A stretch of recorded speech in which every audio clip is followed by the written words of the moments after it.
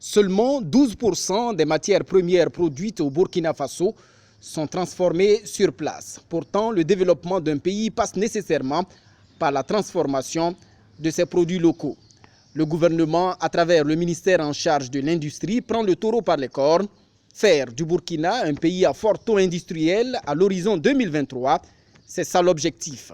Pour y arriver, il faut un outil stratégique clair, d'où l'adoption de la SNI, Stratégie nationale d'industrialisation du Burkina, en octobre 2018. Ce 22 juillet 2019, ici à Bobo-Dioulasso, se tient l'atelier de diffusion de la SNI. À l'horizon 2023, nous aurons donc sur la politique, le plan d'industrialisation accéléré par exemple, réussi à accroître l'industrie au niveau des carrières matériaux, au niveau de la filière bétail et viande, c'est-à-dire que pour nous, il faut que nous ayons minimum 9 abattoirs d'ici 2023 qui sont suffisamment équipés. Il faut que dans la filière coton, que les unités de grainage qui sont annoncées puissent donc s'étendre dans les zones de production, qu'il y ait encore d'autres unités de filature et des unités de confection dans le domaine du coton. Et nous pensons que d'ici 2023, nous aurons par exemple dans le domaine d'Anacad, nous aurons fini de construire l'unité de référence en matière de transformation d'Anacad à Bobo-Dioulasso. La tomate, nous aurons fini aujourd'hui de réaliser au moins 5 sites de transformation de tomates dans les régions où on les produit.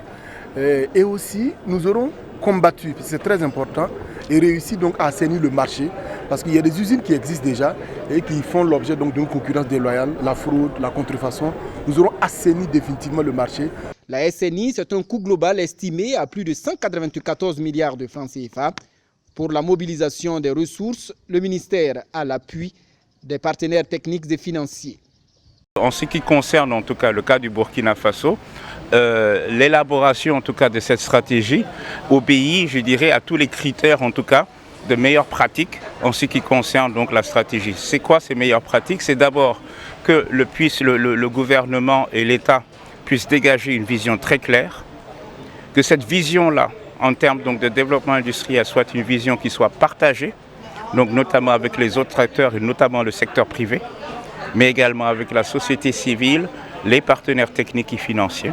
Et c'est ce qui a été fait. Il y a eu tout un processus donc de consultation qui a eu effectivement l'appui donc des partenaires techniques et financiers, dont l'ONUDI. Bien sûr, nous essayons d'apporter notre expertise, notre expérience, comme je le disais.